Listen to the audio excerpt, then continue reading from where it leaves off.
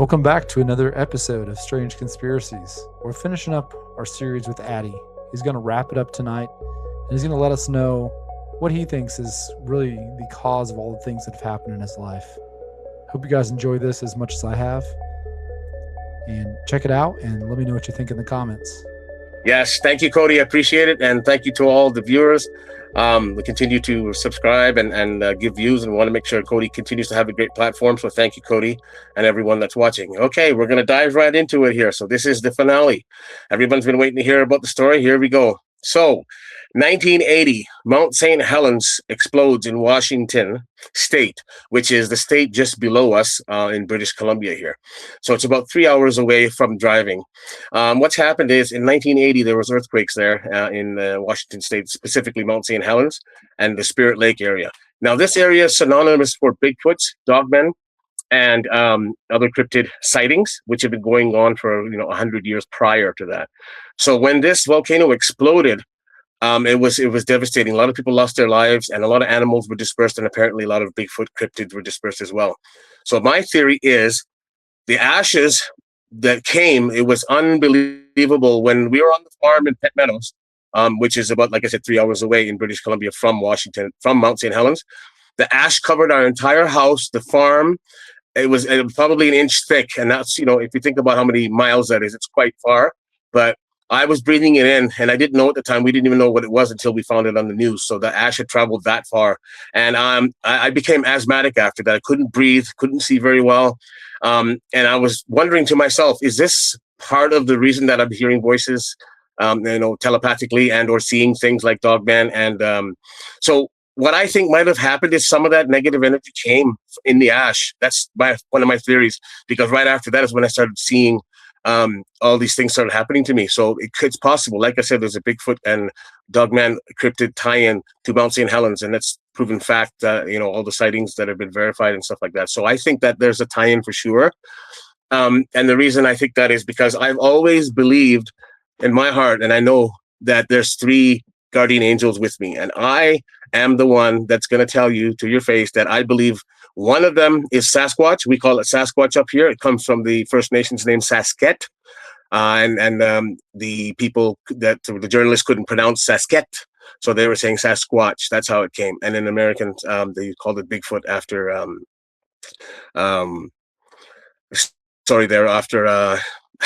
what am I thinking about? Patterson Gimlin. So that's how Bigfoot came when they were constructing the road. So it's basically the same creature. So I think one of my angels is a Sasquatch. The other is an owl, a gigantic white owl. And I think the third is one of the traditional angels that God has sent. However, I also think that there's something else on the other side here. So I think there's 3 to 1, and I think the one is a negative. It could be the devil. It's evil of some sort for sure, and I can feel that. So the proverbial God on one side, and the devil on the other side is where I'm going with this. So what happens is after the Mount St. Helens explodes, I start getting very sick. So I'm asthmatic now. I never was before. I have an inhaler, and I get very sick now, even to this day, 52 years later. When I have an asthma attack, I use an inhaler, but it's usually with dust or ash in a fire or something like that. So it's kind of creepy and weird that that's happening to me 52 years later. Also, after that Mount St. Helens, I got very sick to my stomach. I had to go to the hospital. I was in the hospital for days with diarrhea and intestinal problems and colon problems, and I still have those to this day. So I ended up getting really sick. A lot of people report that when they have a sighting with a Dogman or a negative experience. So I can confirm that I still have issues. I had colitis full blown for years, but I was able to get that under control, and bowel issues and stuff like that. So it's not because of lack of trying to fix things, but just happened to be right around that time. And like I said, we were there in 1980, on the farm. And then after we moved there is when Mount St. Helens erupted, and that's all factual information. So going forward with that, on the farm, we had animals go missing. Like I said, we had multiple animals, 1,000 animals over the many years we were there. My brothers and I would be stargazing, sitting on the bench and watching the stars and just dreaming about doing stuff. But we'd hear screeches, whistles, and like I'm not a very good whistler, but real loud whistles for no reason. And 2 in the morning, we're out on the weekends watching the stars and stuff like that. And it's really weird. Find animals mutilated, chickens and ducks and stuff like that. So I at the time I didn't attribute it to that directly, but now that I look back at it, it's clearly something negative was going on there, right? And just to add, it wasn't my dad, because my dad eats what he kills, right? so, uh, so so we heard all these sounds, and I would always hear rustling. And to this day, when I'm going for walks in the forest, I know something's watching me, and it is what it is. My wife and I will take the dog, my kids, and I can feel it all around me, but it's not negative. Whatever's watching me, I'm pretty sure it's positive. It may be the Sasquatch. But when the negative comes, it comes. And what I mean by that is, since we were small, we would have noises like banging on the house and stuff. And that's continued to this day. Where I live now for 6 years, I've had banging on my garage door. Dogs go crazy. And when I go out there, there's nothing there. No footprints, nothing. So what I started doing is I would, instead of running towards the noise, I would run away from it so that I could see if something was running away, if I was lucky enough to see something. So that didn't work, but we still hear it now. We hear whistles overnight, thuds, sometimes once a week, sometimes twice a week, sometimes every day. And I sent pictures to Cody of my fence. I have the full 10,000 square foot property fenced in, and that's for security, because I want to be able to sleep at night for my dogs, my cats, my grandkids, and stuff like that, in case really something does happen. So you can call it what you want, but I want to make sure my family's safe. So we also have, like I said, wild animals. A lot of grizzly bears, moose, cougar, lynx, coyotes, and stuff like that. So I put fenced in the entire yard, and it is what it is. So, but anyway, so we'll go into another story there. But that's my theory: is something came in the ash that was negative. But I already know that I had a negative influence from Fiji, and I'm just going to show you the picture. This is the exact picture of me and my brothers at my grandfather's grave in Fiji, where my brother Alvin was possessed. I found the picture, and you can see there that it's me, my brothers, and my mom, and that's the grave site for my grandpa Goodamani, my dad's dad. My dad was a welder and millwright, so he made that up, and he wanted us to see it, and that's the exact day, right down to my brother's red pants where he got possessed. And so that's going back to the beginning. So that's part of it for sure, and I don't deny that something happened there, and we can confirm that. But when I moved to Canada, like I said, with this Mount St. Helens thing, it was just a little bit too good to be true, knowing all I know now. So we'll continue into the story. So we've got a story here with my dad. I want to make it clear that everyone understands my dad is a serial poacher of crabs.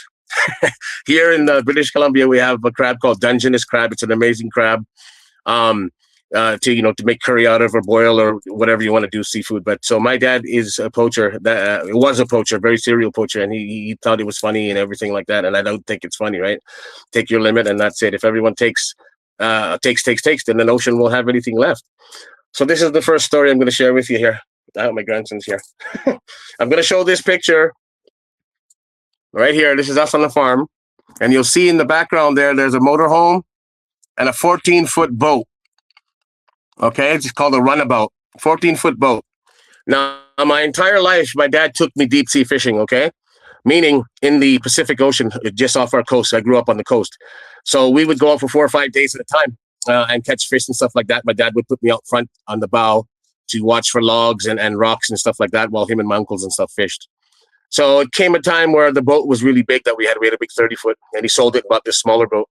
So the area that we fish in is called Swasan. It's a First Nations land where the ferry terminal is. Yeah, I'm just going to grab my grandson here. Yeah, there you go. Say hi, son. There you go. So the ferry terminal takes massive ferry cars. It takes about 400 cars over to Vancouver Island, where our capital, Victoria, BC, is. So we would fish in that area for about 30 years. We would go crabbing, fishing, salmon fishing, lingcod, rock cod. So we're in that little boat now, which is smaller. It's just me and my dad. We're fishing deep sea. There's nothing to see around. My dad is crabbing now. So we've got these 3 big nets. Then he gets me to pull up, because apparently I'm strong. So we pull up the nets and stuff, and you're supposed to get 3 crab per day per person. So my dad is now getting 10 to 12 at a time, and he's bagging them, and he's poaching, right? And I'm like, you shouldn't be doing this. You shouldn't be doing this. It's not a good idea. He's like, I don't care. Shut up. Whatever. Okay, no problem. I'm a little guy. I'm not a little guy. I'm probably 15, right? In that range. But I'm not going to fight with my dad, right? So anyway, long story short, we're fishing. Everything's going good. What happens is we start bringing up the nets, and in the nets are mud sharks.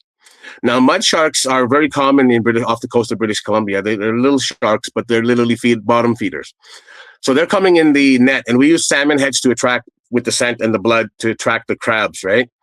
So now we're catching the mud sharks, and the mud sharks are getting in the net, eating my dad's bait. So my dad's really angry.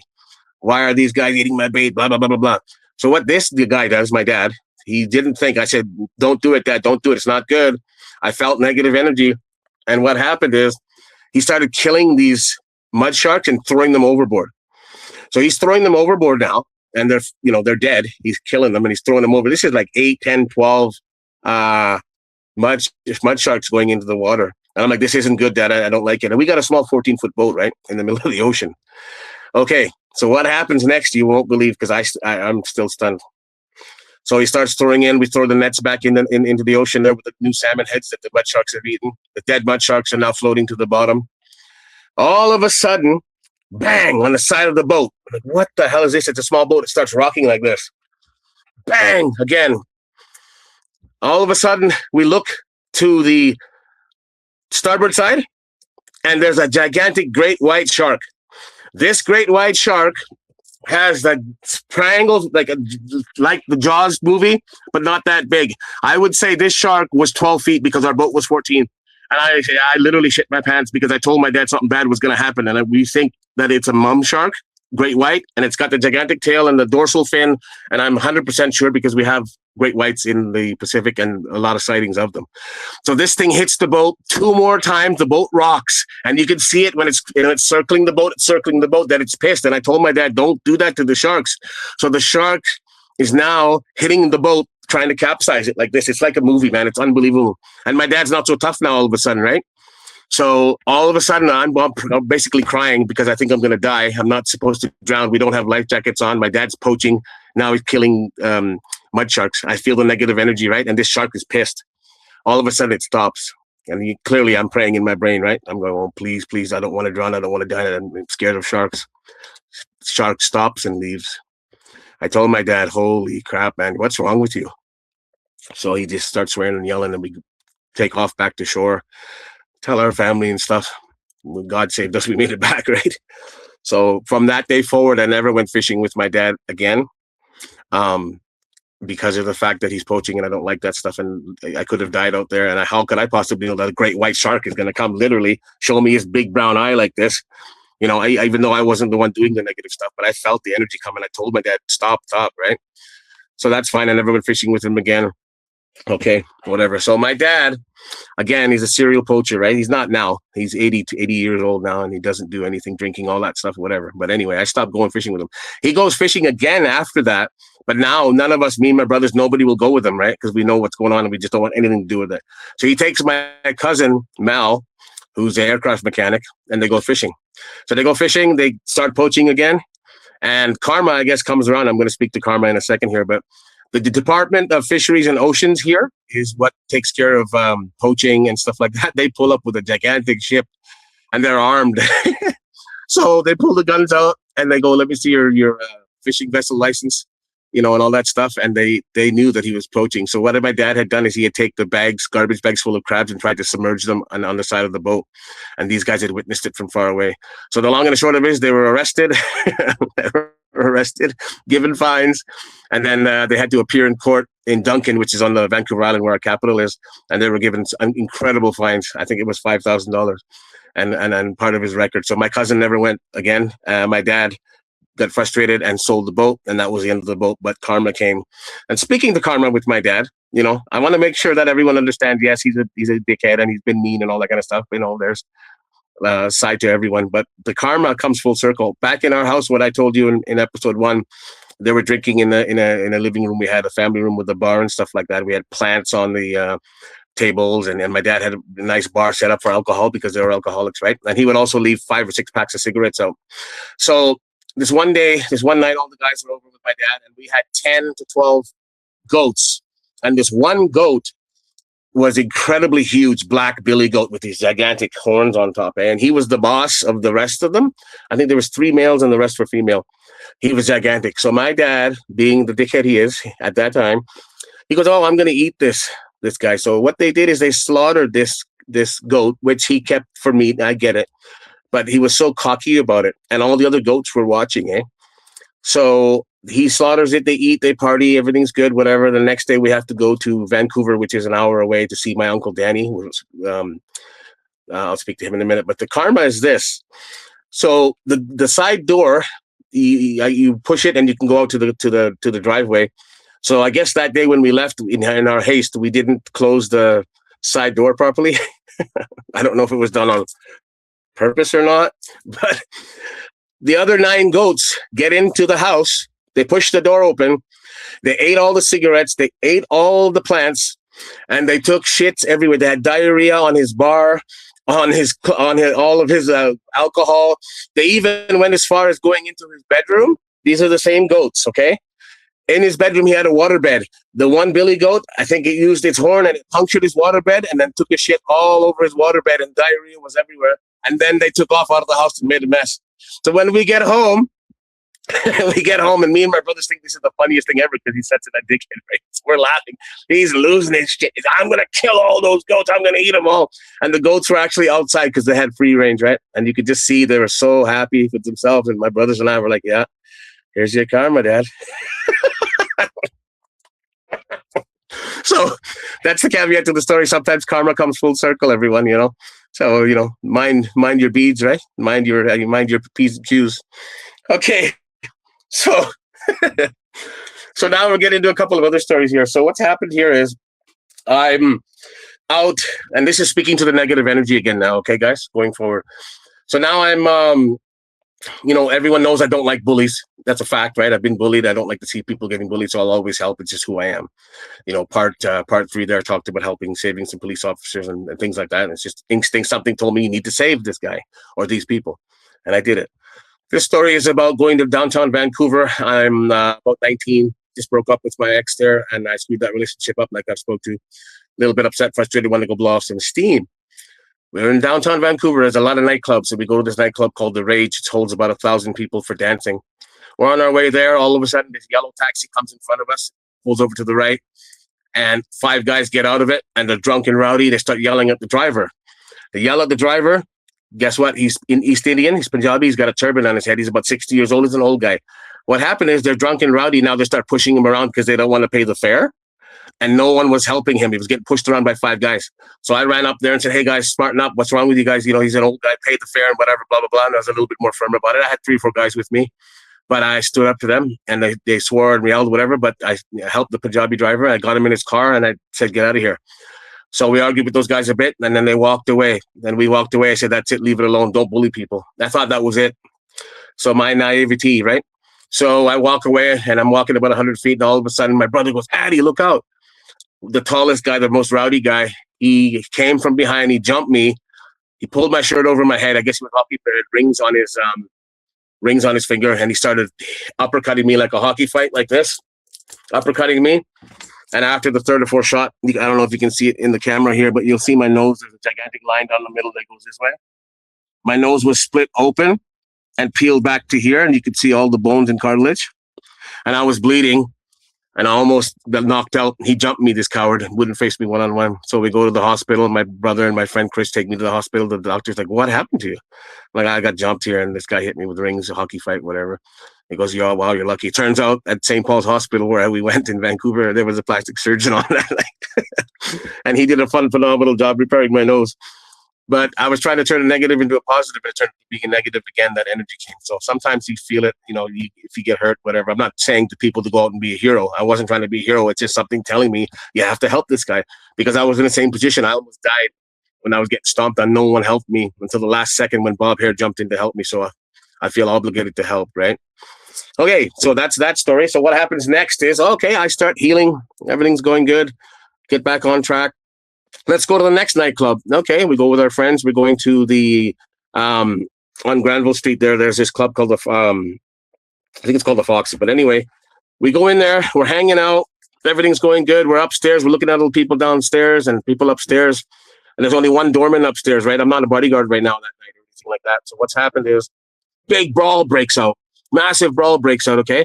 Now, there's East Indian guys fighting and Italian guys fighting. There's at least 20 of us by the railing looking down, and what happens is they start brawling.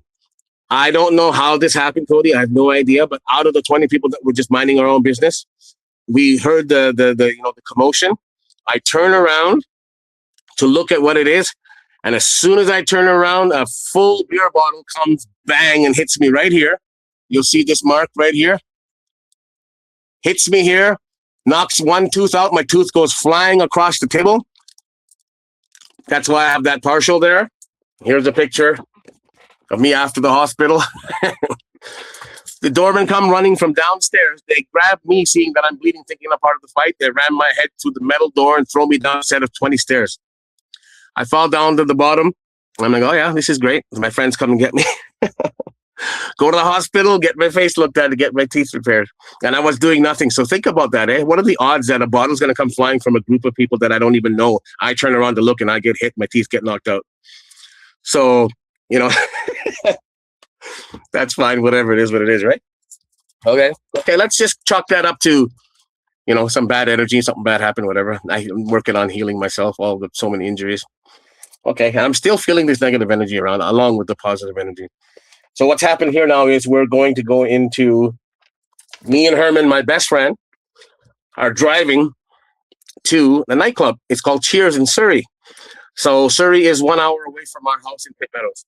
Awesome club, mix of people, you know, white, black, East Indian, whatever. Great club at that time. However, on the way to the club, it's raining. Herman is driving. He's got a Volvo. I think it's it's a 5 Series. Swedish, they're made in Sweden, very, very crash-worthy cars, meaning they've got like 10-point collisions. So long story short, we're driving up this hill called Scott Road. All of a sudden, we look up, then there's this Honda Civic coming down the road sideways, and it comes down the road sideways, literally sideways, and it's coming, skidding in the rain. Herman and I go, holy crap, this is going to hit us. So Herman maneuvers to the left. He maneuvers to the left. The car hits the front of the car and swings around and hits me on the passenger side. Bang. Our necks go like this and back and forth. Herman goes and we crash into a telephone pole. So now we're sitting there, and this guy parks, he hits us. Then he goes across the other side and he runs away. So all of a sudden we were kind of like, whoa, what's going on? And then all of a sudden, innocent bystanders come and good Samaritans come and help us get out of the car. And then the police come and all that. This guy takes off. He's a drunk driver, right? So something saved me and Herman at that point. Clearly, right? We got saved. Thank you, God. Okay, great. So what happens next? We do all of our reports and all that stuff. Herman and I look at each other. The car gets pulled out. It's a Volvo. It's smoking a little bit from the radiator, hitting the telephone pole. We're okay, but we're young and we think we're cool and all that. We're like, no, nothing's going to ruin our night. He's like, what do you think, Addy? I'm like, yeah, what do you think, Herm? So let's go to the club. So we drive to the nightclub, which is about 20 minutes away now still, because we're so adamant we're young and we're full of energy, right? Nothing's going to stop us, nothing negative, whatever. We drive to the club, have an awesome time. And then all of a sudden, these guys, Punjabi guys, come in and start arguing with me and Herman. It was just something trivial, drunk idiots. So we go outside and we're like, okay, whatever. We're going to leave. All of a sudden, this guy pulls a 44 Magnum, puts it right to my head, right here.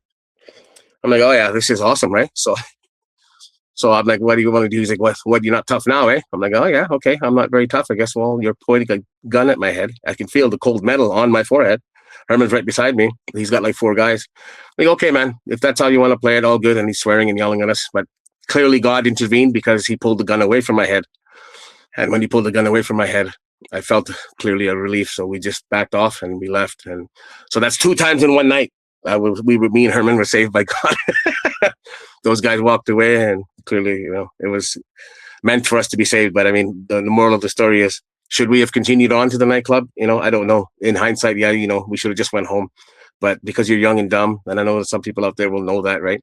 So in hindsight, there's always 20/20, right? You got perfect vision. So there's some things I could have done, and I always say I'm not perfect, and I wasn't that night. But God clearly saved me again, and my brother Herman. Okay. Okay. So, any questions, Cody? No, not at this time. Just this is kind of crazy that your dad was poaching and saw that great white shark. That's crazy.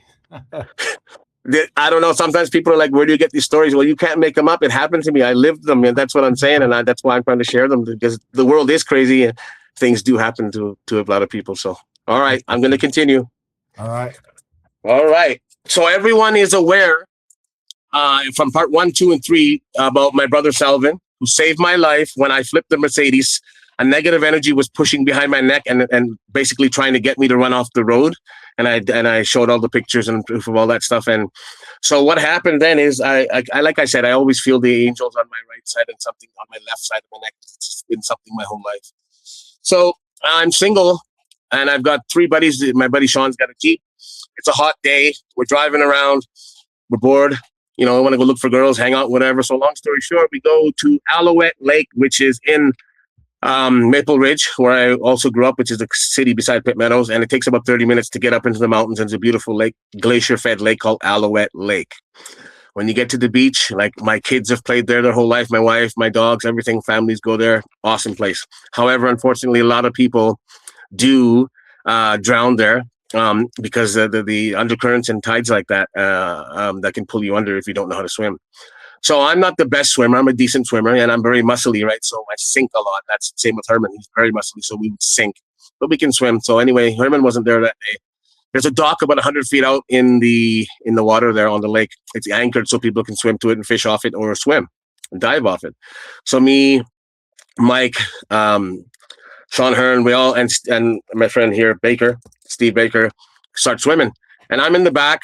They're swimming. They're a little faster than me. So I make it to the dock, no problem. These guys make it to the dock and they're already on their way back, right? I'm like, I got to catch up. So I start swimming on the way back.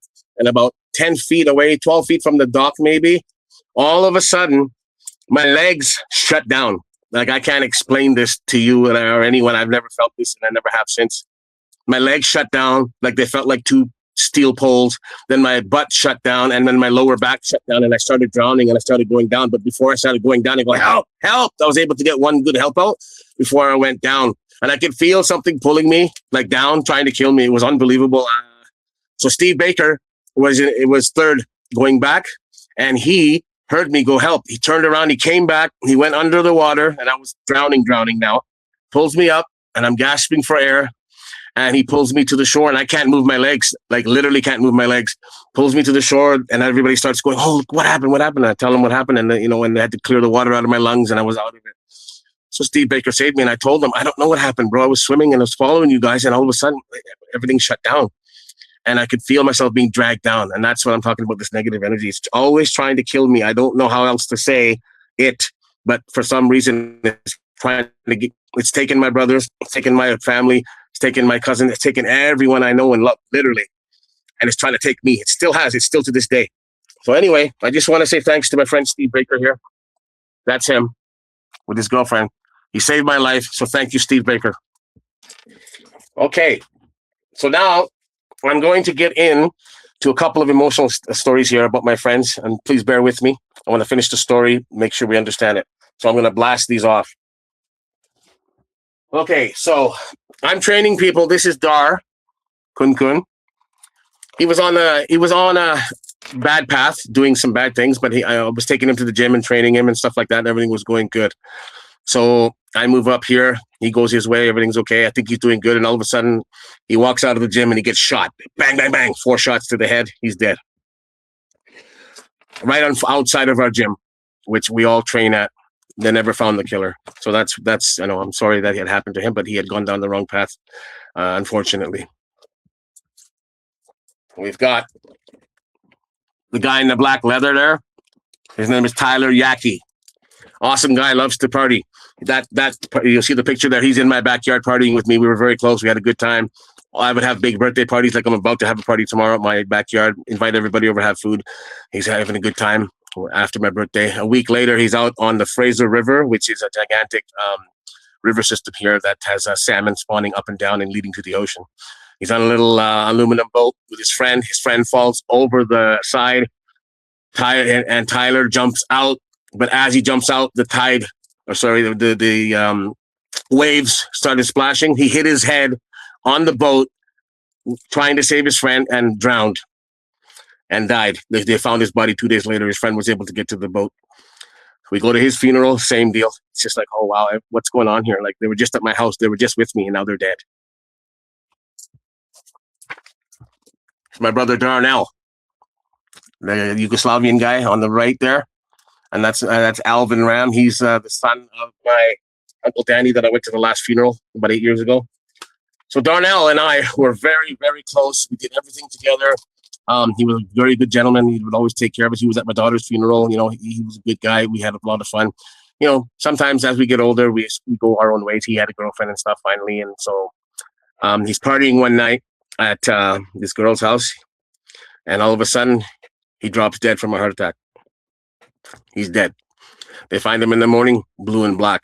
I find out about it. I'm like, oh, wow, my other brother is dead. So this continues to happen, right? I'm distraught now. My world is collapsing. I'm thinking of all these people that I love and I've gone through all this stuff are dying. And I can just feel the negative energy, right? It's almost laughing at me saying, hey, we're going to get you. If we're not going to get you, we're going to get your friends. And they literally are getting my friends, everyone, and my family. Okay. So this guy's Mike Brar. Okay, so he's 300 pounds there. I dieted him down to 180. I helped change his life. He was also a gang guy, wanted to change his life, so I help people. That's what I do. Unfortunately, he lost the weight, got in shape, and started getting a little cocky and going out and stuff and going back into that lifestyle, and he ends up getting shot and killed. So he's dead now. That's another one. Mike Brar. Here's my brother, Rory. Awesome guy. This is one of the most sweetest men I've ever met in my life. I've known him for so many years. He would listen to me. I'd go to his house. He'd invite me over. We'd talk for hours up until 5 a.m, have a few drinks. He was always so welcoming and so kind. And he would always come to my parties and we'd go out, and he was just one of those guys you could just talk to and hang out with, and I love him to death. Turns out, after I left his house that one night, he gets diagnosed with cancer, throat cancer. He goes to treatment in couple of different cities outside of our city. Comes back home, calls me. I go meet him, hang out. I give him a couple rides because he couldn't drive anymore where he needed. I dropped him off at his house. A week later, he died in hospital from the cancer. So that was a big one for me because he was such an amazing guy. So thank you, Rory.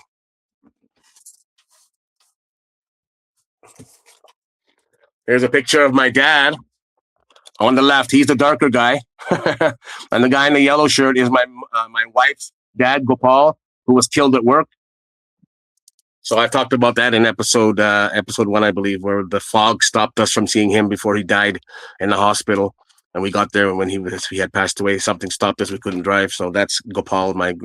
He's basically like a father. Treated me better than my dad had back then.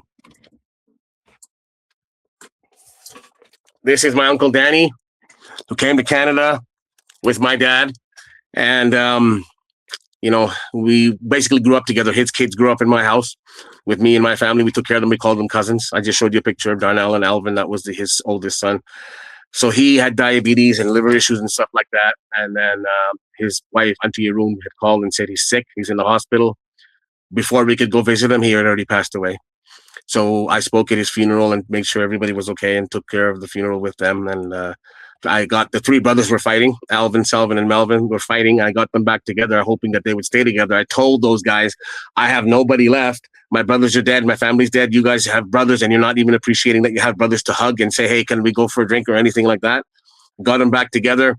And then when I went back where I live up north here, 14 hours away, I found out that they had started fighting again and stopped talking. So there's the negative energy coming again. I don't know what to tell you, but we need to work on all of our behaviors, everyone, and make sure if we have family, try and tell them you love them and try and work on issues and communicate. Like I said, none of us are perfect. So when you have the chance, please take it and, apologize if you need to and try and find some common ground and compromise, because you may not know what happens next, right? Okay. This is me being a bodyguard and a nightclub working security. You've got on the far left there, the gigantic brown guy. He's also Fijian. His name is Alvin Singh. You got me in the middle and Dana on the far right. So Dana's 6'6", 270. Al's 6'3", he's 280, and I'm 5'7", 250. So what happens is me and Alvin were really close, okay? So from that nightclub, we had a better opportunity for more money and less fighting to another nightclub called Tommy's. So Alvin came with me over to Tommy's, and we were bodyguarding and working out of that nightclub there in Maple Ridge, where we're from. And Dana got a job downtown, so he took that job. So Alvin stayed with me. We went through a lot of stuff together. But this one night, there's a gigantic fight, and this one guy runs outside the bar, and 5 guys follow him, 5 or 6 follow him outside, and they start beating the crap out of him, and they're stomping him. And me and Alvin come running out. He would always back me up, just like I'd back him up. Excuse me. So what I did is we pulled the guys off that were stomping on the guy. I grabbed the guy, and my friend Darren's Jeep was lifted. I grabbed him and I threw him under the Jeep, and I said, "You stay under the Jeep. Keep your mouth shut. He's bleeding. He's almost unconscious." Me and Alvin cleared the mess up. We'll leave it at that. Got rid of him. Got this guy the help he needed, and he turned out to be okay. So what happened is, years later, I'm in the same bar. I'm not working there now. I'm just having drinks. Guy taps me on the shoulder and goes, "Hey, man, are you Adwin?" I go, "Yeah, how you doing? Good." He goes, "You don't remember me, eh?" I go, "No, I'm sorry, I don't." He goes, "You saved my life. You threw me under the Jeep when I was getting stomped. I just wanted to say thank you and buy you a drink." I go, "Oh, wow, really?" He goes, so he came and he found me and said thank you. And then, he's married, got kids and stuff, and I saved his life. And I go, "That's the least I could do." And he bought me a drink and got to know each other, and that was pretty cool. So Alvin and I leave that job. We go to another nightclub, which is across the river in Langley, BC. This club is synonymous for gang activity and a lot of fights and stuff like that. So they want me and Alvin to come take over the security because we've got more experience and maybe we can clean the nightclub up. That's what we did. So it's called China Beach. It holds about 1,000 people. Everything's going good. We're normal fights, throw people out, whatever. This one night, we're in the club and I'm running the door. I'm the head that night. I've got my mic and radio on. I have 300 people confirmed on my hand clicker that I have to take care of. So end of the night comes, the bars close at 2 a.m. there. So I'm at the front door with the 2 coat check girls, making sure everybody gets their coats and gets out without an issue. All the other staff are in the bar getting ready to clean the bar, meaning that time to escort the people out. So at the front door, there's this black guy. He's just trying to go to his coat check, whatever. But all of a sudden, this Asian Chinese guy pushes him, cuts him off, gets in front of him, and tries to get his coat first so he can get out the door. The black guy goes to the Asian guy, "Hey, Chop Suey, what the fuck are you doing? You butted in front of me."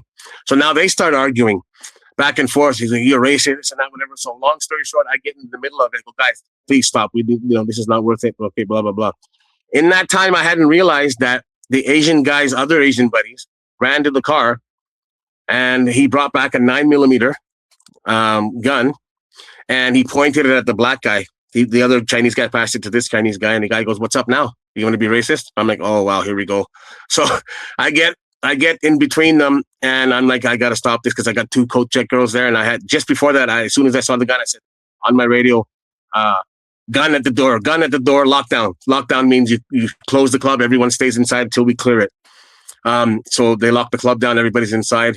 I'm talking these guys down, and God on my side, I didn't get shot. No one else did. He put the gun away and he said, "Hey, man, thanks for," he actually turned out to be an okay guy and said, even though he had a gun, he said, "Listen, I'm going to listen to you and I'm leaving." I said, "Okay, thank you very much." Off you go. They left. No, nothing further happened. So now I released the bar. Everybody can go. Everybody's drunk. They've had to wait another 20 minutes, half hour to get out. They start, everybody starts out the side doors, front door, time to go home. So we're clearing out the parking lot. Alvin's out there with me now. There's a couple of fights. We break them up. This one guy gets in his truck. And he just fought a guy. We broke it up. And what he had done is, while I was escorting him to his truck, he got in his truck. And when I turned to talk to my staff, I turned back and he pepper sprayed me right in the eyes. He pepper sprayed me and I was like, "Ah!" I couldn't see, right? I just couldn't believe it. What's my luck, guys? So he pepper sprays me. I fall to the ground. He takes off in his truck and he almost ran me over, is where I'm going with this. He didn't care. He was mad that we broke up the fight and whatever, but we're trying to save lives. We're trying to stop this stuff, right? So this is what I get for doing my job, I guess, right? Feeding my family. So he almost runs me over. This girl, East Indian girl, she pulls me away from the truck. She's just a random customer. So she pulls me away and I can't see because I got a full dose of pepper spray in my eyes and my eyes are closed. She walks me inside the bar, helps me, and then the staff come, "What's up?" I explain it. They help do the first aid and stuff like that. And finally I could see about an hour later. She stayed with me that night. So I forgot her name, but thank you very much for staying with me and helping save my life. So, what's my luck, right? I don't know. Okay. So brings us to this picture here. Is me at one of my birthday parties in a restaurant. And you'll see the guy with the white shirt on there. His name is Stevie Shohan. He was my brother Salvin's best friend growing up in elementary school and also in high school, and they were just together, inseparable. He grew up in our house, basically. So we'll fast forward now. He's got his own car, a nice Acura Integra race car, lowered down, everything. Fun. He's a man now. I'm working at the downtown club where we saved the police officer. It's called The Cellar that night. They all show up at my club. They let him in. Everything's good. Awesome. We're having a good time. They all start to leave. And the guy in the background there with the bald head, his name is Ravi. In the background here, you'll see him. Ravi Sidhu. So he's not as drunk as Steve. Steve wants to drive his car. I'm like, absolutely not. No one's going to be drunk driving on my watch. No. So Ravi gets in the car and he's not drunk. So, okay, we released him. So go ahead. So it's a rainy night and, we have to go back an hour to our city, Pitt Meadows, from downtown Vancouver. All the cars make it back. All of a sudden, one car doesn't make it back. I get a call from my friend Devinder, who's in this picture as well. And he says, Addy. I go, what's up, bro? This is now 4, 5 in the morning. Stevie passed away. I go, what do you mean Stevie passed away? So it turns out when they were coming down this big hill just before our city, Ravi had lost control of the Acura Integra and wrapped it around a pole. And when it hit Stevie Shohan's side, the passenger side, and it wrapped around the pole so hard that it detached his liver and his lungs. His ribs were crushed and he died instantly. So, and Ravi had survived the accident. So this is just continual death. Like, I can't even explain it. So sometimes I feel like it's me. Like, but I mean, what did I do? I'm trying to help people, right? It's just tough. It's one of those things where it's like, these people come around me and hang out with me and I love them to death and then they end up dying. It's because that negative energy I keep talking about. They can't kill me. I won't give up. They're trying to. And they go after everyone I love. So the same guy, Ravi, in the picture there in the back, bald head guy, they have a farm, blueberry farm, and a lot of Punjabi people on the coast of here, British Columbia, have blueberry farms. They have a successful one. However, they've got a big mansion that 5 families live in. So Ravi's in there. He's got a sister in another one. And his mom and dad, his uncles, they're living great, whatever. So his sister, Jazzy Sidhu, beautiful girl. My brother Alvin knew her in high school. They go to India for a family trip. She meets a rickshaw driver. And she falls in love with this guy. They come back to Canada and she wants to marry him. But in the caste system of Punjabi and in India, you can only marry the same person of high level, meaning if you're rich, you marry rich. If you're poor, you marry poor, middle. So these guys are rich and they have a name. So they told her, no, you can't marry this guy.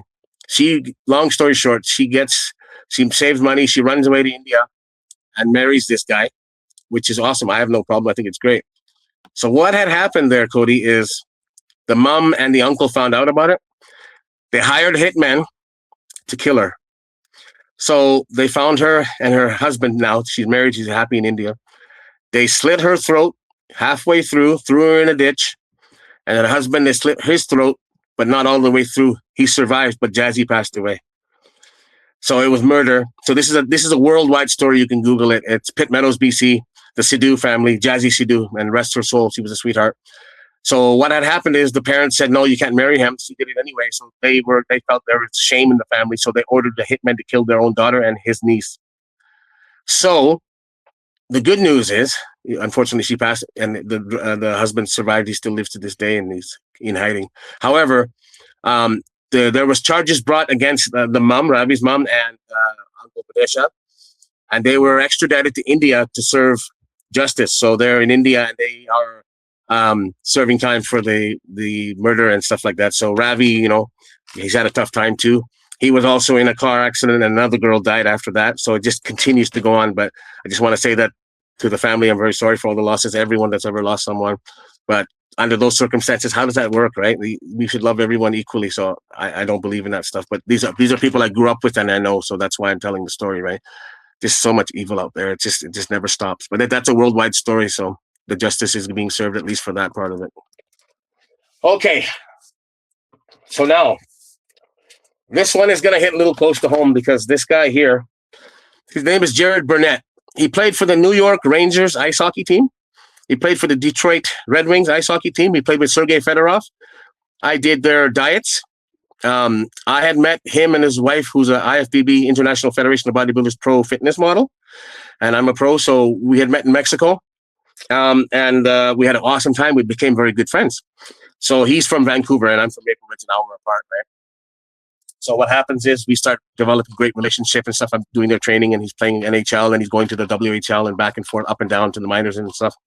So what happens is, here's a picture of Jarrett, his wife, Karen, and my friend on the left, and his wife, and my brother's in the blue shirt, the one that was possessed, Alvin.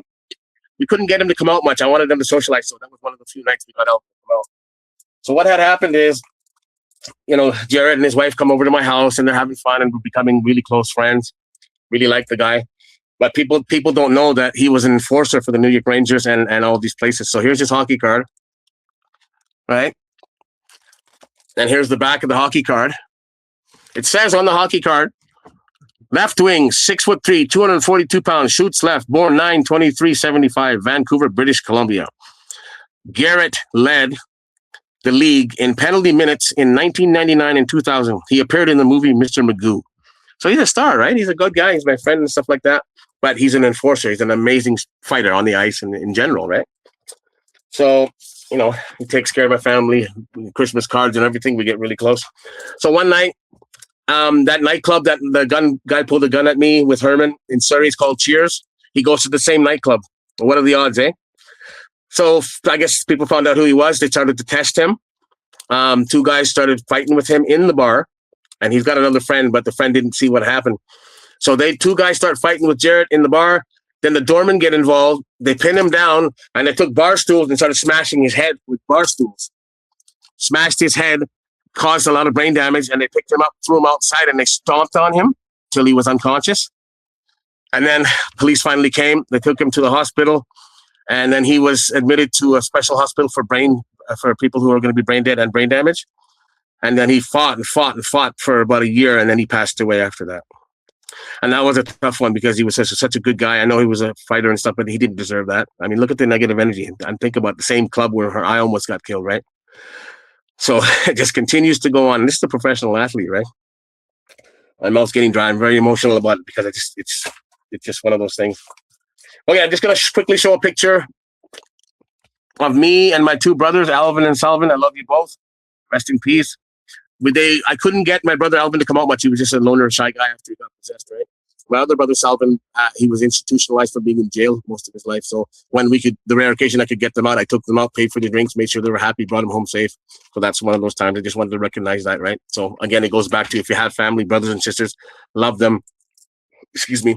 None of them are perfect. If you have an issue, try and compromise, work it out, because you never know when it's your time or theirs, unfortunately. On that note, I just wanted to also add that I'm still scared of sharks. I go out in the ocean on cruise liners and ferries and other boats and stuff like that, but I'm always leery of that. So I've worked on conquering my fears, and I'm going to continue to do that. So like I said, I go back out on the ocean. I just won't go with my dad or anything like that anymore, right? So anyway, another fear I had is snakes. I used to be scared to death of snakes. And my friend Matt Anderson from Pitt Meadows also started breeding snakes and lizards and stuff like that. And he goes, Addy, we need to work on this, because he knew I was scared. I want to get over this. So the good news is I got over my fear of snakes. It's a gigantic ball python wrapped around my neck. So then I started playing with spiders and snakes and stuff. So I'm cool with snakes now. It's not, I don't really want to run into a shark, but if I do, I'll ask him, hey, bro, you want to hang out? Okay, Cody, I'm going to stop there. You got any questions? No questions right now. Just kind of listen to you. I mean, it's just amazing, like you said, kind of all the different things that happened, the people in your life, a lot of heart attacks, a lot of just crazy instances where they wrong place, wrong time. And so, yeah. Man, I know we're getting there, but I really want to know your theory on this and why you think this negative energy is with you. It's definitely, okay. It's a heavy weight. It's a heavy weight. Yeah. It's a heavyweight for sure. And thank you all for being patient. Okay, so now I'm going to fast forward. And what's happened here is I working in group homes, like you guys know, and between corrections and stuff like that. So I'm just going to fast forward the story. So I'm moving and living, I live in Abbotsford, British Columbia, which is an hour away from Maple Ridge and Pitt Meadows. We bought a house there. We're raising our kids. This is the house where I saw the Dogman in my bedroom / Reaper. and I got thrown across the floor, and I showed the picture of the swastika, that house. So from that house, I would drive 5 hours in the morning to a city called Kamloops to work 4 24-hour shifts in a home with non-verbal violent autistic person. And what had happened there is we worked the shifts and stuff. Everything's going good. And one day his mom comes over, and the mom is one of his triggers. So I'm in the kitchen cooking food. I hear this yelling and screaming, and he's starting to hit her in the shoulder and stuff. And he's a big, strong guy. So I run in there to break it up. And he's so angry right now. He doesn't recognize me as a staff. So he goes to smash his mom with a hammer fist like this. But he goes like this over top. And I put my arm is actually bandaged right now, like this arm. I put it in front of him. As soon as he hit it, he broke my radius, which is the outside bone. There's a radius and ulna. He broke it. And then I got him under control, and my other staff came. We put him in the room, and the mom had to leave. And she didn't even say thank you. So my arm's broken. Okay, whatever. They take me to the hospital. I get it checked out. And this is the way these companies are. They don't really care about their staff. So I ended up having to drive home 5 hours in the dark, in the snow, with a broken arm. So I went home. Then I went to the hospital where I live and stuff. They looked at it, x-rayed it, and we worked on getting it better. But, it's still issues. You can see it's wrapped up right now, but the bone healed, but all the soft tissue damage is pretty crazy. Same. Okay, I leave that company. I go to another company, Burnaby Association for Community Inclusion, which I had talked about, where I took the autistic staff or autistic clients and to the gym, and they were starting to put muscle on and all that and stuff. So I go back to work there.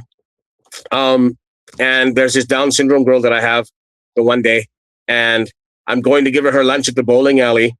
And as soon as I hand her lunch, she takes her right arm and hits me on the left arm here and fractures my ulna on this side. And I didn't know that, unfortunately, she had been sexually abused in the past by her other male staff. Nothing to do with me, but she took it out on me, right? So I go back home, I'm healing and stuff. Okay, that's great, whatever. Okay, I go back to work for the same company after I heal my arm. This is a very serious story here. So anyway, I'm going to make it short and sweet, but I'm working in a home now, a different home for the same company with a guy named Walter. He is a deaf, mute, violent, autistic person. Like, I mean, violent. He's 220 pounds. He's shorter than me, about 5'5". He's got a history of grabbing you. He grabs you like this, shakes you like this, and throws you down and then rips your clothes off. I have clothes somewhere here that are all ripped apart. So anyway, this one day, we're Christmas time, everything's going okay. There's no real issues and stuff. I go off on my vacation, Christmas vacation for a week.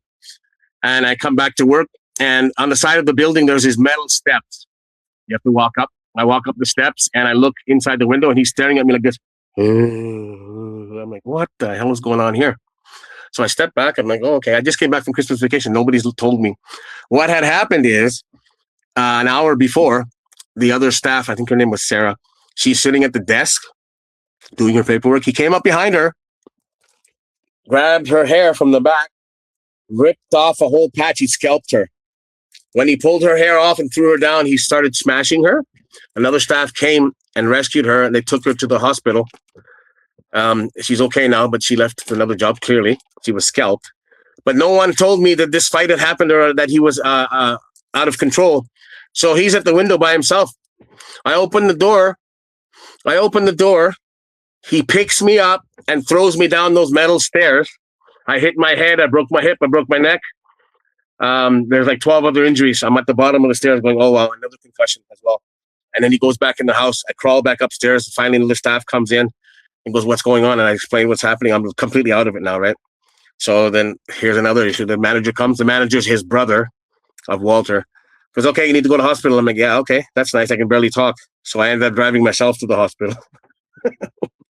I go to the hospital. I'm sitting in the hospital for 10 hours while they do the x-rays and the MRIs and all that stuff. And they confirmed my suspicions, right? All the damage. So now I'm off. Now the concussions are this is my 22nd concussion now, right? It's very serious. So I'm following the protocols with my experience, unfortunately, and talking to the doctors. I'm home now. I'm not going back to this job. What had happened, Cody, is the concussion was so serious. I had ringing in my ears. I had broken bones, all kinds of stuff going on. WCB, the Workers' Compensation Board here in British Columbia, they help workers and stuff most of the time. Sometimes they don't, but this time they sent me, backed me up. Okay, great, whatever. So I'm at home and I can't talk properly. I'm stuttering and I can't use my hands. I can't close my hands like this, and I can't walk properly. So much damage has been done to my body. So after I heal at home for a while, they say, okay, we're going to send you to a concussion school.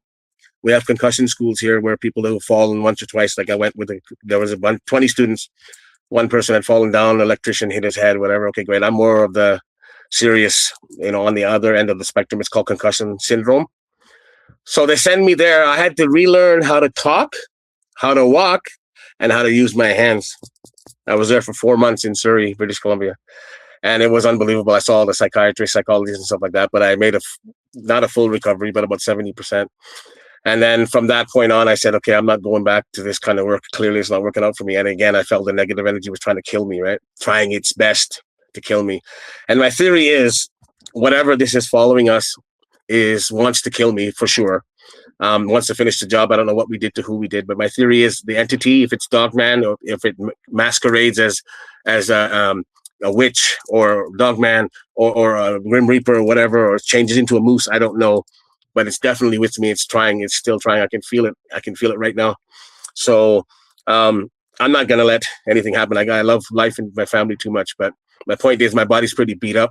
I'm trying my best. Like I said, we're working in the yard, getting ready for my birthday party, and I hurt my arm again and my knee. So I'm trying my best, right, guys? But anyway, so after that, I said, I'm done working with this. I started going back to training people full time. That was in 2010. So another reason I'm going to say that I think the negative energy, my theory is, it's not a theory. I can prove it. It's fact. I have catastrophic injuries every 7 years, and I can prove it to the date. So after that incident there where Walter threw me down the stairs, 2010, 2017 comes along. Every 7 years, and like I'm not without fail. I am now in Maple Ridge, living at my dad's house. We had sold our house in Abbotsford, moved into his basement again, so that we can save up and move to the north where I live now with my wife, my daughter. So I'm taking my wife to work every morning at 5 a.m. We sold the house, and I'm just trying to work on my mental, physical health, kind of relax, not really training, just kind of hanging out, processing what's happened. So I had to take her to work every morning. She's a chef. So this one morning I'm taking her to work. We stop at the 4-way stop. You're supposed to look left and right and forward, go, okay, whatever. I'm in my dad's car. I signal, I stop, I start turning left. All of a sudden this car comes behind me, starts honking and screaming and yelling and fingering me. I'm like, what the hell? So they're honking and they're just going like this and following me through they didn't even stop through the 4-way stop. I turn left, I take my wife to work. They honk and finger me as they go by. I'm like, look, I saw them turn up the next street on the left. I dropped my wife off to work. I come out of the driveway and I'm like, stopped. I look left, I look right. And I don't know, the same thing, Cody. Something came over me and said, are you going to let that go? And it was telepathic this time. I didn't hear a voice outside. It was in my brain. Are you going to let that go? Go get him. And I'll never forget that. It was probably one of the worst mistakes I've ever made in my life, listening to that bloody thing. But it was like a trance. It's hard to explain. So what did I do? I turned right. I followed the guys. I saw them, the apartment building they went into. I went over there, talked to them. I go, what's your guys' problem? Why are you honking at me? I'm doing the speed limit. They start going off. You fucking Hindu. You fucking this and that. You can't drive. Learn how to drive. Go back to where you came from. I'm like, oh yeah, does this sound familiar to anyone? So what they said was, because of you, we can't go to sleep, you fucking goof. I'm like, what does that even mean, right? So they're trying to say that because I was following the speed limit, they couldn't go home and go to sleep fast enough. So that was their excuse to bully me, right? Okay, whatever. So we argue. He's got a girlfriend and she's got a big mouth and she's swearing, calling me old man, go back to where you came from. And then he's like, look at my tachometer. I'm like, okay. He goes, you were going 50 kilometers, which is the speed limit, right? But the tachometer actually tells you revolutions per minute, how fast your car is revving. I go, you mean the speedometer? Jackass. He goes, go back to your country. I go, I'm from here. I'm from Maple Ridge. You're the outsider here, jackass, right? So we argue a bit. We get into a fight. He starts swinging. It's icy. It's cold. We fall down. He falls on top of me. Now, this guy's about 6'4", 280, big dude. I'm about 200 pounds at the time.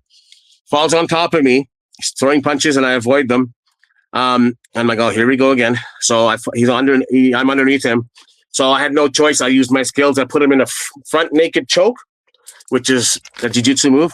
And he didn't know what was going on. I had him pinned and I crossed my legs over his back because I wanted to stop the fight, right? That's how you stop it instead of throwing punches. So I put him in a front naked choke, crossed my legs over his. He couldn't move. And he's like this. So now all of a sudden his girlfriend, she's got steel-toed boots on. Guess what she does with the steel-toed boots? She kicks my knee about 10 times and goes, "Let my boyfriend go." I go, "I'm on the bottom. Tell him to get off me." She kicks my knee so bad, bro. She tore my patellar tendon off my knee, and my kneecap is now up in my quad. So I go to this guy. I go, "We're done, right?" He goes, yeah, let me go. So I let him go. I try to get up and I fall over. I can't get to my car now because my kneecap is up in my quad. So they're yelling and screaming, and I hobble over to the car. And I'm just going to show this picture. Can you see that? So that's my right knee that the patellar tendon tore off. The patellar tendon is the tendon that controls forward movement. So if you don't have that tendon, you can't walk. So painful. Tell me about it. So what happens is I go home. My son's at home with my dad. I go, "I need help. I got to go to the hospital." He goes, "What happened?" I go, "That's okay. I got a road rage incident, whatever." So we go to the hospital, and we go to the hospital, and the doctor. We wait about 2 hours. The doctor that's on had already worked 20 hours.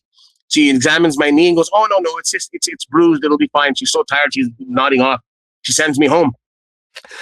I find out 2 days later that the X-ray technician and the MRI tech called her and said, "You need to call this guy back right now. He's got a serious issue." And now my knee's starting to swell with fluid. It's getting infected. So what happens is they call me back to the hospital, and the next morning they perform emergency surgery on my knee to save my knee. Otherwise, it would have to be amputated because it's infected now, and the patellar tendon is too high up. So Dr. Bachu, the Punjabi doctor, he put my knee back together with some bolts and wires inside and the staples on top. And I was saying the entire time, "God, I'm so sorry to God." I'm saying, "Please give me my leg back. All I want to do is go hiking with my daughter and my wife, which is what we love to do. I'm so sorry that I did this. And I'm an athlete, and I won't compete in bodybuilding anymore or nothing. My vanity was gone. I'm so sorry. Can you please give me my leg back?" So Cody, this injury is a 5-year recovery injury. And because of my mentality and I don't quit, and God was backing me up, said, "I'm going to help you again." So I was able to heal it in 2 years. So I did the rehab, the physio, everything like that. And now I'm happy to report that this is 2017, that I have full range. The doctor said, you're never going to be able to bend it. I can bend my leg all the way back. So thank you, God. Hard work and perseverance. I met a guy actually at a clinic, and he was in his 7th year of recovery. He was still on crutches, Cody. I was walking in 2 years. And there was a story in part 2 where I said I was going ziplining, where I was upside down, and I felt totally God was freeing me of that. And that was with that injury that I was doing the 14 stations with limping around, and I didn't give up. So that was with that knee injury. So the next story is bodybuilding. This is how I ended up retiring bodybuilding. So this is 2002. I'm in the best shape of my life. I'm going to the Nationals. I'm flying to Toronto, Ontario, Canada, which is 5 hours east of me in British Columbia. I've got my uniform on for representing British Columbia. I'm the champ, so I get to represent my province or your state. I'm all happy. My dad gives me a ride to the airport. I'm like, "Okay, no problem. Thanks, whatever." But instead of when I get out to go on the flight, he says to me, he goes, I'm gonna just say it like he said, and I'll translate after. "Bodybuilding is garbage. It's no good. Don't do it. Don't go. Stay home." So he's like, "Bodybuilding is garbage. Don't do it. Stay home. It's, go get a good job, whatever, this and that." So instead of building me up, he broke me down.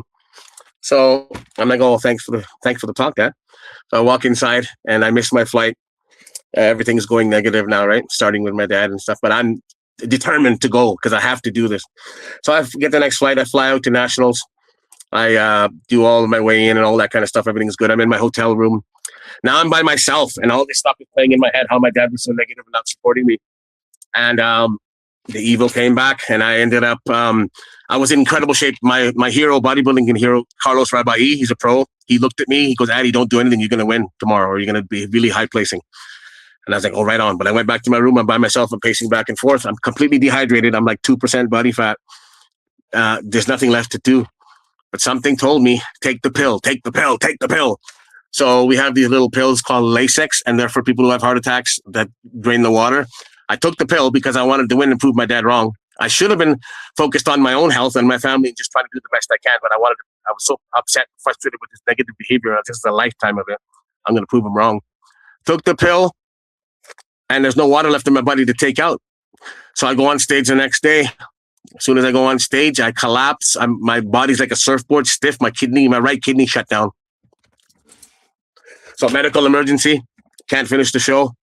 Fly back to emergency back to British Columbia. On the flight, I gained 30 pounds of water. So I fly back to British Columbia from Ontario. Totally distraught. See the doctors and stuff. They're like, "Oh wow, you're lucky to be alive. Your kidney shut down." So now my kidney's getting worse. I'm like 200 pounds, and then I ended up getting kidney infection down to 138 pounds. I was like anorexic, looked like I had AIDS. It was really bad. So I started talking to all my friends saying, "Come see me" and stuff, because I thought I was going to die. So again, I'm talking to God, asking for help, talking to this owl, Sasquatch, anybody, please, right? So then what happens is, miracle happens, is I see the kidney specialist. She puts me on some meds and stuff like that, and I shut everything down, no training, nothing. And I'm happy to report now, 22 years later, my kidneys, that day, they were functioning at 30-something percent, 33. I'm now functioning at 82%. So I made a full recovery. I was supposed to go on the kidney donor list, actually. So, so the lesson is, do what's best for you. Always think twice. And even if you hear something telepathically or you're upset or something like that, stop, take a breath, gather yourself. It's just hindsight now, right? I shouldn't have done it. I made a mistake. I take full responsibility for my mistake, but I know God was there helping me. So I wanted to say that. Okay, so this is now going into the stories about the Bigfoots and the Sasquatch. We live up here now, and we have moved from Maple Ridge, my dad's house, after my knee healed. We're up here in British Columbia, northern British Columbia, Prince George. We buy a house. Everything's going good. It's in Quesnel where my daughter lives. She moved up with us, my wife and I. So the banging on the doors continues and stuff like that. Me and wife and I'm doing training, and she's the chef. And my daughter wants to go to school.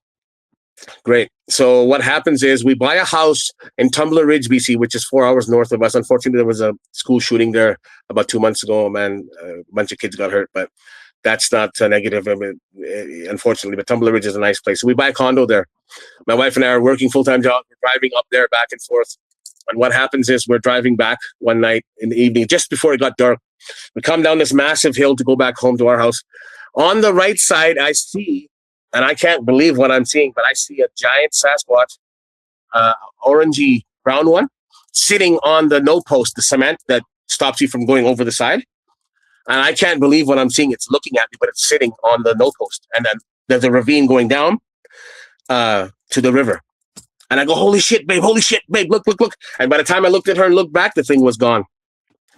Okay, it's gone. And she's like, what are you talking about? I'm like, oh, wow, I saw it, right? I saw it. Okay, so we're driving along after that. And about an hour into the drive, we're about 30 minutes from our home. It's snowing now. And roads are icy. The ice is under the snow.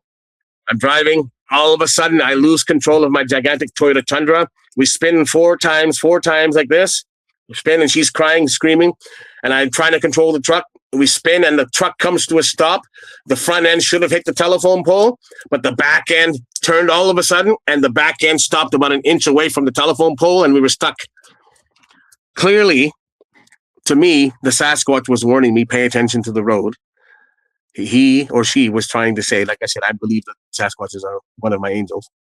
Was saying, smarten up, focus on driving, because we were tired, right? We just wanted to get home, and I made a mistake. I don't know, clearly, right? But that's what I can only say that's happened to me so many times. Sasquatch was trying to say, hey, focus your energy. So then God intervened, because we should have hit the front end of the car and hit the pole.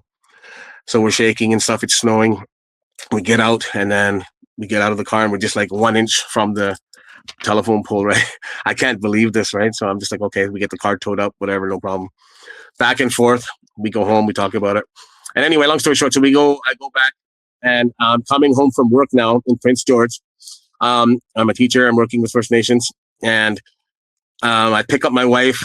We're coming home one evening, again, near dusk. And there's just when you're driving north towards our house, all the water bodies are on the left, rivers, lakes, creeks. So we're driving north, so the rivers are on the left. All of a sudden, before this one rest area, I look to the left, there's a Forest Service road. And what do I see? This beautiful black Sasquatch, like this, standing on the edge. and I think he or she was trying to cross quickly before I had come. I'd come around the corner, and it saw me and went like this, squatted down. It squatted straight down, and like there was high bushes there. And I go, babe, look at this. She looks, and when we both look back, it was gone. So, what are they saying, right? So that's the black one that I see now. Excuse me. So we go home, whatever, and I have to go home, and then on the weekends stay with my wife and work on the house. And then I was living in a hotel room, working at the job there in Prince George, teaching. So in Prince George, where I teach, 2nd Avenue has a lot of homeless people, drug addiction, and all that kind of stuff. And I work for Carrier Sekene Family Services as a coordinating counselor. So I am now on that street. There's homeless people, and in the winter, there's people laying on the cement, sleeping, homeless people, and their faces are stuck to the frozen cement, and they're crying, looking at me, going, help me, but the faces are frozen. Like, this is unbelievable, right? So I have to, in front of our door to the school, there's a men's shelter and a women's shelter in our school in between. So there's like 20 people there every day. And one is banging heroin, one is banging meth, one is smoking meth, one is smoking crack, and one is bleeding from the arm every day. And I have to cross these people 5 times a day. And it started to wear down on me. The stress was getting out of control. And then also the team wasn't very positive. They're very negative. A lot of the ladies and staff that were there, unfortunately, it is what it is. So, and now this is triggering my memories of my brothers and all the people that died with drugs. And I want to help homeless people, and I can't do anything. I'm helping the soup kitchen, doing what we can, my wife and I. And I'm watching people with frozen faces on the cement, crying, help me. They can't get their face up the cement. Like, I've been doing this job for so long, and this is all I'm seeing, because Vancouver's the same way where I'm from. Miles and miles of homeless people in tents, killing each other, and no food. And I know they made their choices, but it's just unbelievable. So it triggered some stuff for me. So I'm starting to get stressed out.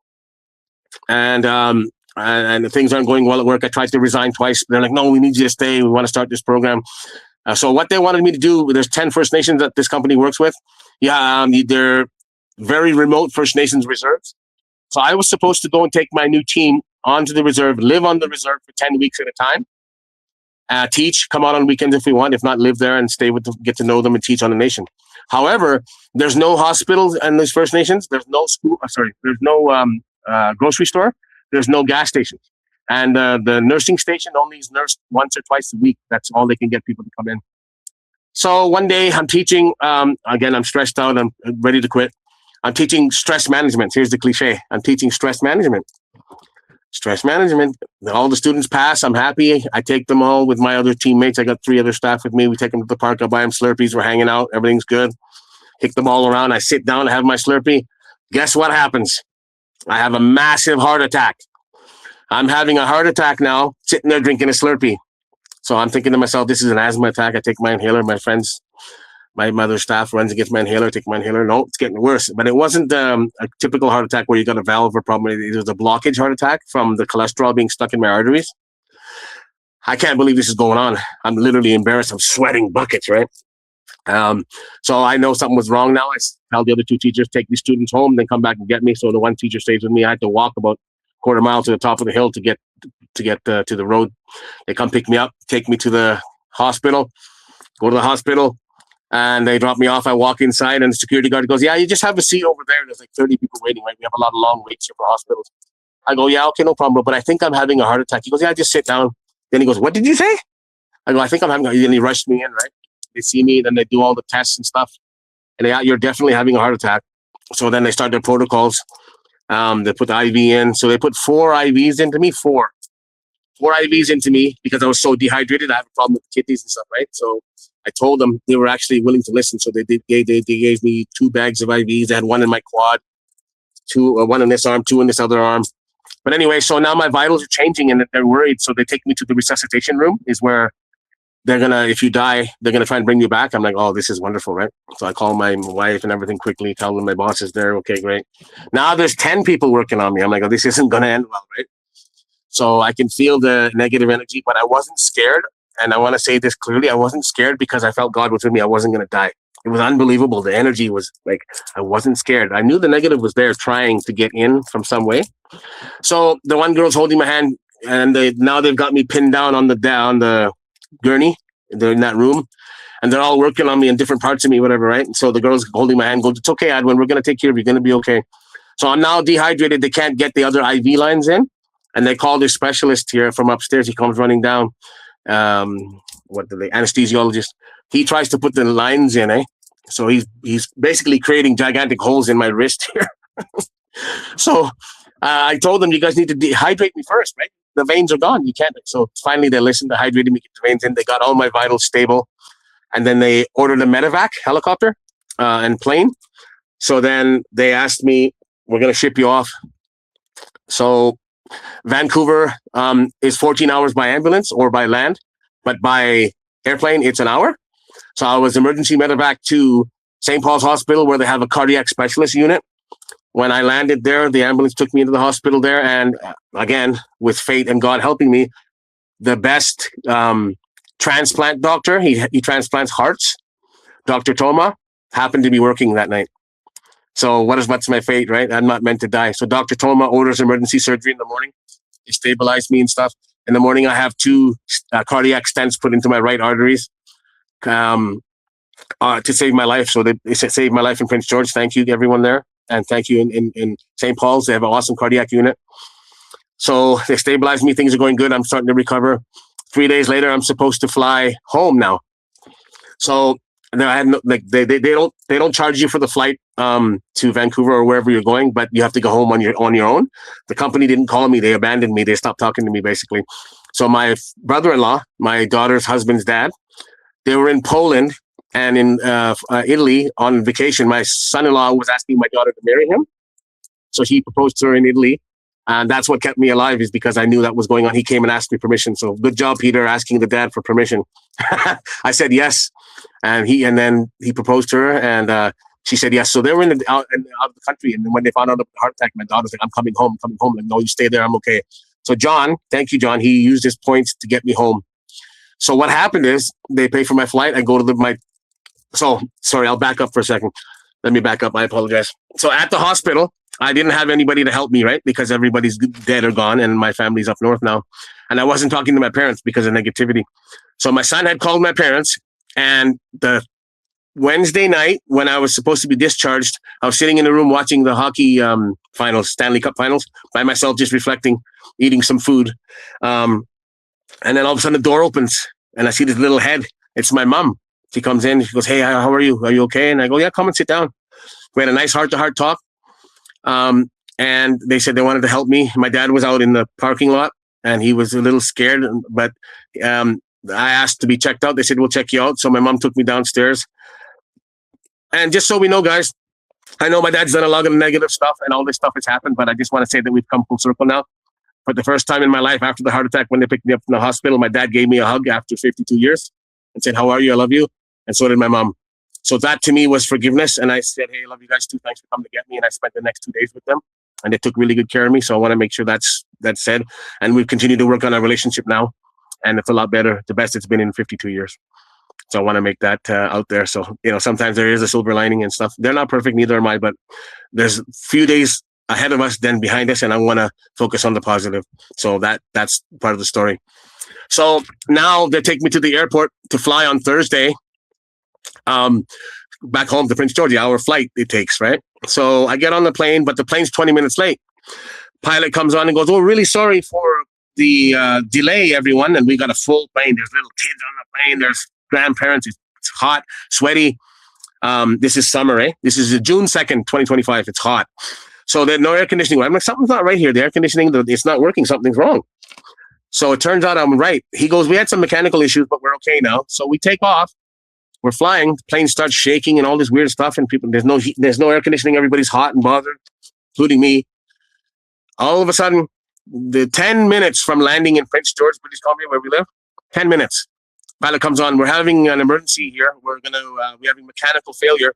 We have to turn around and go back to Vancouver. It's the only place we can fix it." As soon as we hear that, everybody starts panicking. We're going to crash. We're going to die, right? And here I'm thinking, holy crap, I can't even get home with this negative energy following me around. Right? So the plane turns around. We land in Vancouver, but before we land, I start having symptoms again. But I kept myself calm. And the guy beside me was a really cool guy, young guy, and I told him what had happened, and he helped me out. And we asked the stewardess if I can get off the plane first because I need the fresh air. I was starting to see symptoms. So the long and the short of it is, they were really good to help me. The plane landed safely, but everyone was panicked and scared. They got me off first. I got fresh air, and then they the fire department and medical people came, and then a girl fell down. She had an anxiety attack. An old guy fell down and hurt his leg really bad, and people were running up. The plane was in the crash, so they rushed me to the hospital again, another hospital in Richmond, to get checked out. I'm there for hours and hours and hours. I called my parents. They finally come there, and they do all the tests, and I know that my levels are going to be elevated because of stress of not maybe crashing on the plane, right? So I'm like, okay, this is all fine and dandy. But what happened is the doctor comes in and goes, yeah, first he said you can go home in an hour. We're just going to make sure your tests are good. Then he comes back 20 minutes later and goes, oh, I don't like these enzymes in your heart. And my enzymes, just so everyone knows, I'm a professional athlete. So I've been doing studies with different hospitals and sending my blood all around the world. I'm a B positive, but because of my steroid use and stuff, being a bodybuilder, I was willing to help others through my blood. So I've been part of this study in St. Paul's for 20 years. So I told him I know about my enzymes, I know what's going on. He goes, no, they're elevated, they're too high. So people like me, like long distance athletes, when you run, you create enzymes in your liver, creatinine, kinase, and those enzymes can be toxic. So long distance athletes can produce up to 22,000 at a time. So my numbers when I was getting tested as a bodybuilder were 11,000, and you're supposed to be in about 1,000. So that's 10,000 over, and those other athletes 22,000 over. So over the 20 years, we discovered that us athletes produce more enzymes because of what we do. And then our body takes more time to flush it, but we're fine. This doctor didn't know that. So he comes back and goes, I don't like your enzymes. They're at 28,000. Like, that's retarded. And for a heart, you're supposed to be at 2,000 if you're after a heart attack. I'm at 28,000 now. I'm like, listen, bro, I thank you. I appreciate it. You guys did a great job. All my other levels are good. My heart's checked out. Everything's okay. I feel better. He goes, no, I know something happened on that plane. He's arguing with me. I'm like, I don't need another heart attack. I'm good. He goes, this is what he says, everyone. He says, if you leave this hospital and my care now, you will die tonight. So I'm not one to sit here and argue with a doctor, but I know my body really well. I'm not perfect, but I know my enzymes. And I know that it takes 2 or 3 more days for me to flush them out. So I signed the paperwork. I go, I'm going home, man. I'm done. I'm exhausted. I'm so far from home, man. I'm just exhausted. I've been through hell. Thanks for your help. And he's arguing with me. I'm like, no, thanks. I signed the paper. My parents take me home. And then I catch the next flight home on Saturday. Fly home. And my brother, Rob, I just wanted to say hi to Rob. My wife doesn't drive. He's our neighbor. An awesome guy. He came and picked me up from the airport. And he brought my wife. And he continues to help me to this day. He's going through some tough times right now. So I want to say, Rob, you're my brother. I love you. Everything's going to be okay. Thank you for helping me. So I came home, and then I went on the medical. And now it's been 1 year. So June 2nd, 2026 here. I just had my 1 year anniversary. I'm happy to report I passed all my tests. I'm doing very well. And the positive kicked in, and God's been with me, and all my friends and family have been with me, and everything's on the right track. Now, that being said, I want to clarify. Before, this is part of the story that I wanted to make very clear. The month, so I had a heart attack June 2nd, so May 2nd, I was driving home after working 1 week, tired, exhausted, stressed out to the max. This is before the heart attack, guys. Stressed right out. And I'm like, I got to quit. This is retarded. Driving home, regular route, the 2-hour drive, driving home. And then all of a sudden, I come around this one corner, second corner, third corner, sharp. I see a black Sasquatch. Now, this Sasquatch wasn't like any Sasquatch I've ever seen or heard of on TV, nothing. This thing, he or she, was so pretty. I mean, pretty. Like, there was no matted hair. It was silky, excuse me, like an Asian girl, Chinese girl's beautiful black silky hair. The face, all here was hair. You could see the eyes here, and it was like a grayish here, and then the fur continued, but it was beautiful, clean. And I think that he or she had just crossed because the river's on the left, just crossed, but didn't expect me to come around the corner, and it saw my lights, right? So there's a bunch of trees on the right. It crossed the road, it goes in the ditch, and it's standing in the ditch, but there's trees behind it. So it's standing like this, facing me, and I can see it looking directly at me. And I'm like, this is a bloody bear, right? But why is it standing on 2 feet? It turns like this. When it turned like this, I could see there's no snout, right? Bears have snouts. It doesn't matter what kind of bear it is. It's a bloody snout here. It's got a flat face. You can just see the nose. Turns back, and it was trying to go back into the trees. And I saw it, and I slowed down, right? I'm like, holy crap. But what I'm trying to say is, telepathically, that Sasquatch that was so beautiful made me feel so happy, so calm. Remember, I'm stressed out. I'm just literally about to have a heart attack, and it made me feel so calm, and it gave me this positive energy, saying you're gonna be okay, but you need to slow down. You're out of control. That's what I got from the Sasquatch. And I went home and told my wife and my daughter, wow, incredible. Like, they know that I don't lie and I tell them the truth. And it just stayed there, and I kept driving. So a month to the day after I saw that Sasquatch, he or she was trying to warn me I had my massive heart attack. I didn't take the advice. I kept working. I kept getting stressed out. So what I'm trying to say to you all is, if a Sasquatch is telling you or your doctor's telling you, try and take a step back, take a breath, and, listen to your body. Because I didn't, right? I thought I was invincible. I wasn't. I almost died. God saved me. God saved me so I can continue to tell my story, talk to people like Cody, and help others, which I'm going to continue to do for the rest of my life. I want to thank those Sasquatches for always watching out for me. Same with the white owls and the eagles and the guardian angels. Now, I'm going to just quickly say that the one thing is, remember I talked about drowning a few times and the shark and all that stuff, Cody? What happened is I went to see a psychic later in life. Her name is Psychic Mara. I took my kids to all the fairs and the rodeos and all these kind of places. So this lady's name was Psychic Mara. So I went in there and I talked to her, and I didn't tell her anything. And she starts talking to me, and she says, "Hey, I can see the 3 angels behind you."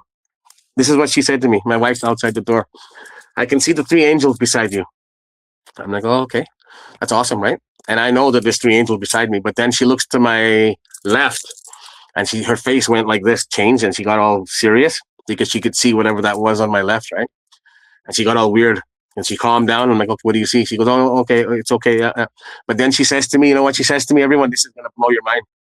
She goes, "Adwin, you need to stay away from water. It's very dangerous for you, and it's not good. You need to stay away from all water." Now, this is after I've drowned in the Mercedes. I've drowned in Alouette Lake, and I'm almost killed by the great white shark that my dad had antagonized. Think about that. She didn't know any of this. So she's telling me after the fact. I'm like, "Well, thank you very much, but I had survived." So there is some merit to it. I'm happy that I'm alive. But so my theory is, everyone, is that I believe the Sasquatch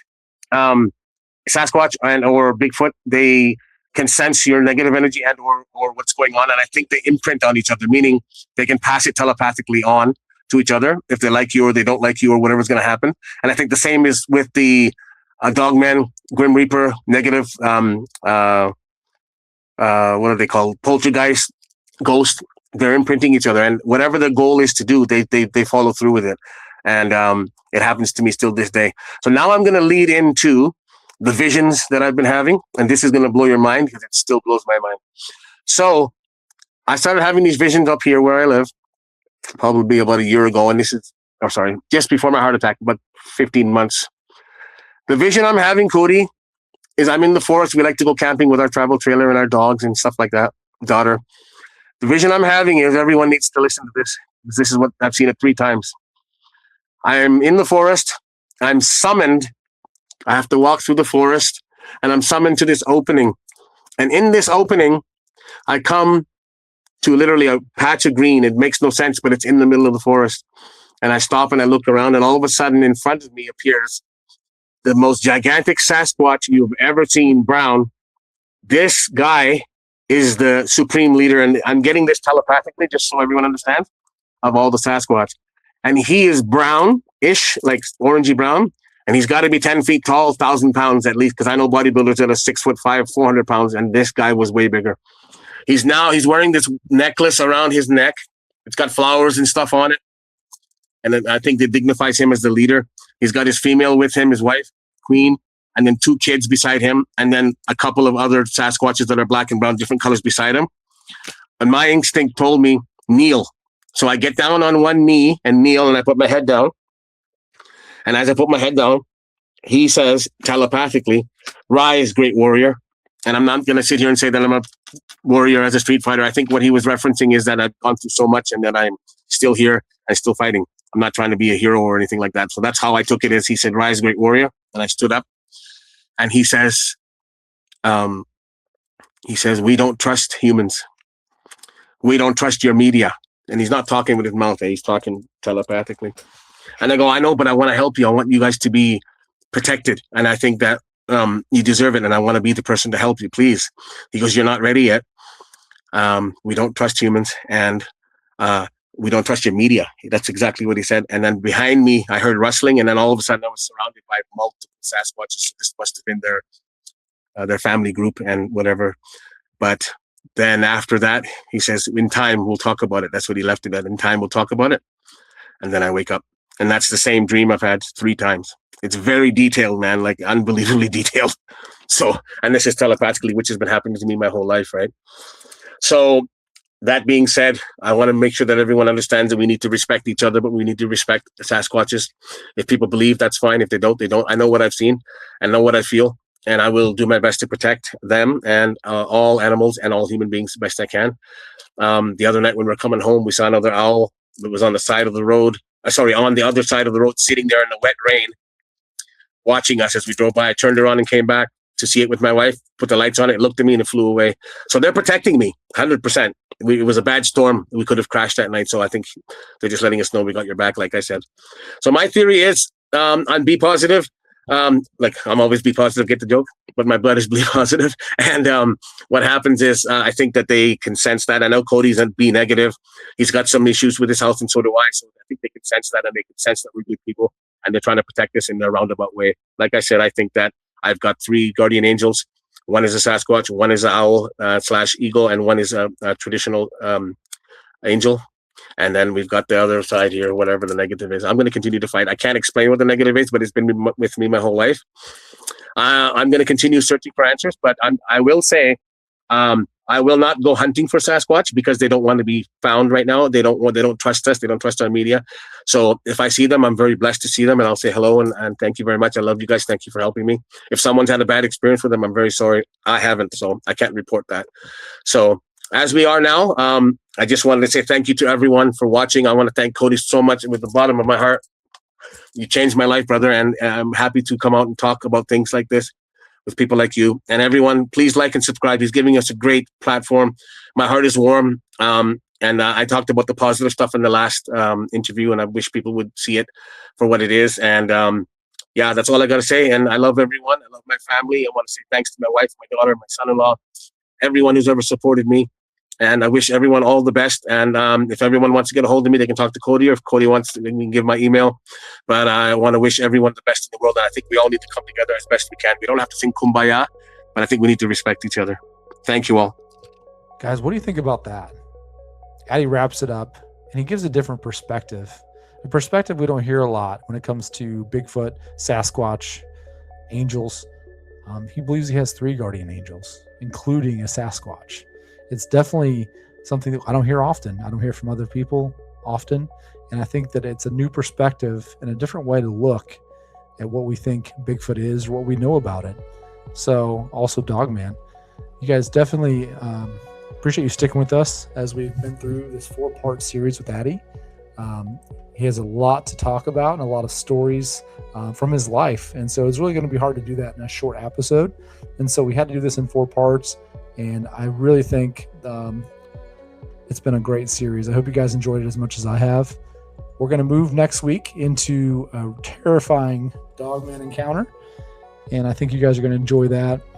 Guys, with the live shows, just so you know, I know some people are probably a little frustrated because we're not doing live shows every week like we were. With summer ramping up, as you can guess, it's busy. Family time, other things going on. I also run a couple businesses, so it kind of makes things challenging. Right now in the summer, it's the busiest season for me. We're going to move to once a month, consistently once a month, doing a live show for now. And then as winter rolls around and things start to slow, we'll pump it back up more. So just stick with me, guys, and we're going to continue to do our episodes every Friday. We'll have different stories, different people, and I can't wait to see what you guys have to say about this one. So let us know what you think in the comments. Email me. We'd love to talk to you. Share your story. strangeconspiracies88@gmail.com. And we'll see you guys next week.